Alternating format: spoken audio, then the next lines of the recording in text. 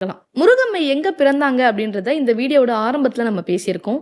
சிறுவாபுரியில பிறந்தாங்க அப்படின்னு சொல்லிட்டு. அந்த பச்சை மயில் அப்படின்றது ஏன் தெரியுமா இங்க வருது?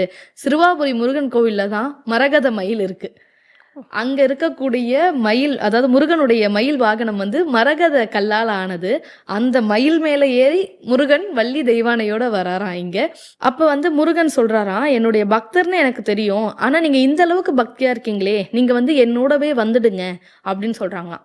முருகம்மை அந்த இடத்துல கூட ஒரு விஷயம் சொல்றாங்களாம், எனக்கு உங்க காலடியில இடம் கிடைக்கும்னா நான் மனப்பூர்வமா அதை ஏத்துக்கிறேன், ஆனா இதே இடம் என்னுடைய கணவருக்கும் கிடைக்கணும்.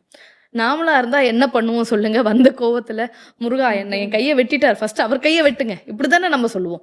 ஆனா அவங்க என்ன சொல்லியிருக்காங்க, எனக்கு சொர்க்கத்தை கொடுக்குறீங்க இல்லையா, என்னுடைய கணவருக்கும் அதையே கொடுங்க, அவரும் வேணும் அப்படின்னு சொல்லியிருக்காங்க. இவரை மட்டும் சொல்லல, அவங்க கணவரோட தங்கை இருக்காங்கல்ல, அவங்களுக்கும் சொர்க்கத்தை கொடுங்க.